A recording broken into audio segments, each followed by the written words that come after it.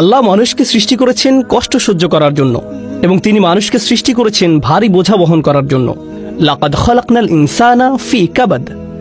আমরা অবশ্যই মানুষকে সৃষ্টি করেছি ভারী বোঝা বহনের জন্য এবং কঠোর পরিশ্রমের জন্য। মানসিকভাবে আপনি লড়াই করছেন, শারীরিকভাবে আপনি সহ্য করছেন, আপনি লড়াই করছেন। হতে পারে আপনি স্বাস্থ্যের জন্য লড়াই করছেন, আর্থিকভাবে লড়াই করছেন, মানুষের কারণে লড়াই করছেন। এই জীবন আল্লাহ এটি নকশা করেছেন কঠিন করে। কখনো হয়তো আপনি অন্যের দিকে তাকান এবং আপনি বলেন আমার চেয়ে তাদের জীবন অনেক সহজ, কিন্তু আপনি জানেন না আল্লাহ তাদের আসলে কি অসুবিধা দিয়েছেন। এটি আপনার কাছে অদৃশ্য।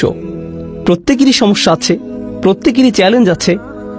আপনি উদাহরণস্বরূপ চিন্তা করতে পারেন যে ফেরাউনের বিশাল রাজত্ব ছিল, সাম্রাজ্য ছিল, সে সময়ের বিশ্বের বৃহত্তম সেনাবাহিনী ছিল, সমস্ত সম্পদ যা একজন মানুষ চাইতে পারে, সমস্ত শক্তি যা একজন মানুষ চাইতে পারে, সমস্ত স্ট্যাটাস যা একজন চাইতে পারে, তার সব আছে। তাহলে কিভাবে তার সব কিছু আছে আর মুমিনদের কাছে কিছুই নেই? অথচ আল্লাহ তার সম্পর্কে বর্ণনা করেছেন যে সে ভয়ঙ্কর আতঙ্কিত অবস্থায় বাস করত। অনুরিয়া ফিরাউনা ওয়া হামানা ওয়া জুনুদাহুমা মিনহুম মা কানু ইয়াহযারুন। তারা ভয়ের মধ্যে বাস করত। সে রাতে বিভিন্ন দুঃস্বপ্ন দেখত। সে কোনো কিছুতেই শান্তি পেত না। কখনো কখনো মানুষের কাছে বস্তুগত জিনিস থাকে কিন্তু তাদের মনে শান্তি নেই। কখনো কখনো মানুষের শারীরিক সুস্বাস্থ্য থাকে তবে তাদের মানসিক স্বাস্থ্য ভালো থাকে না, তাদের মানসিক শান্তি নেই। সুতরাং সমস্ত মানুষকে আসলে সংগ্রামের মধ্য দিয়ে যেতে হয় এবং এটি বিশ্বাসী এবং অবিশ্বাসী সবার ক্ষেত্রেই প্রযোজ্য। সুতরাং প্রথম যে জিনিসটি আমি আপনাদের সকলের কাছে পৌঁছাতে চাই এবং একই সাথে নিজেকেও মনে করিয়ে দিতে চাই তা হলো আমরা বিশ্বাসী, কিন্তু এর অর্থ এই নয় যে তার ফলে আমাদের সমস্যাগুলো অদৃশ্য হয়ে যাবে। এটি এমন নয় যে আমি বিশ্বাসী তাই আমার কোনো দুঃখ থাকবে না, অথবা কারণ আমি বিশ্বাসী তাই আমি কোনো কিছু নিয়ে উদ্বেগ অনুভব করব না। আমার পারিবারিক সমস্যা হবে না, বা আমার আর্থিক সমস্যা হবে না, স্বাস্থ্যগত সমস্যা হবে না, বা অন্য যে কোনো কিছু। বিশ্বাস করুন, আল্লাহর উপর আমাদের বিশ্বাস, আল্লাহর সাথে আমাদের সম্পর্ক, তা আমাদের সমস্যা সমাধানের জন্য না। আমাদের জীবনে যেসব মানুষ আমাদের সমস্যায় ফেলেছে তা থেকে মুক্তি দেওয়ার জন্য এটি নয়। এটি আমাদের বিশ্বাসের উদ্দেশ্য নয়। যদি আসলে তাই হতো তাহলে নবীগণ আলাইহিসসালাতু ওয়াসসালাম আল্লাহর সাথে যাদের সর্বাধিক ঘনিষ্ঠতা ছিল তাদের জীবন সবচেয়ে সহজ হতো।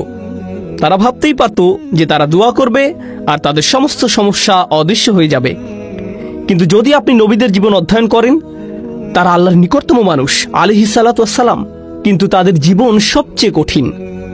আবারও বলছি, তাদের জীবন সবচেয়ে কঠিন এবং কখনো কখনো তাদের কাছে সবচেয়ে কঠিন সময় আসে, এমনকি দূরের শত্রুদের কাছ থেকে নয়, এটি তাদের নিজেদের পরিবার থেকে আসে। অন্য কথা, এটি তাদের কাছে আসে যাদের থেকে তারা পালাতে পারবে না।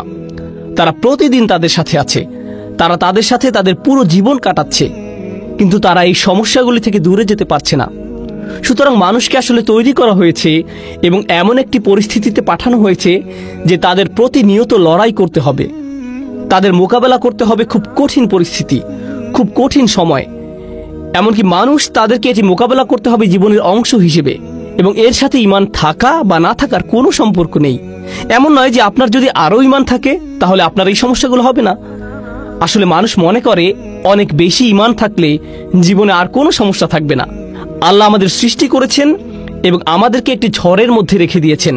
কল্পনা করুন, সাগরে ঝড় উঠেছে, আপনি সেই ঝড়ের মধ্যে, চারিদিকে উত্তাল সাগর, এবং আপনি আপনার ছোট নৌকায় আছেন এবং ক্রমাগত আপনি ডুবে যাওয়া নিয়ে উদ্বিগ্ন।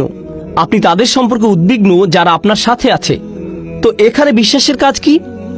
এটি আপনাকে শক্তি দেয় এবং এটি আপনাকে ঝড়ের মধ্য দিয়ে যাওয়ার ক্ষমতা দেয়, পথ চলতে নির্দেশনা দেয়। এর অর্থ এই নয় যে আপনি ভিজে যাবেন না, এর অর্থ এই নয় যে কখনো কখনো নৌকা প্রায় ডুবে যাবে না, তবে আপনার এখন এর মধ্যে দিয়ে যাওয়ার ক্ষমতা রয়েছে এবং ঝড় থেকে বাঁচার ক্ষমতা রয়েছে। দেখলেন তো, এটাই আমাদের বিশ্বাসের উদ্দেশ্য। এটা সমস্যা থেকে মুক্তি পাওয়ার জন্য নয়, বরং আসলে আমাদের শক্তিশালী করার জন্য, যাতে আমরা সমস্যার মধ্য দিয়ে যেতে পারি।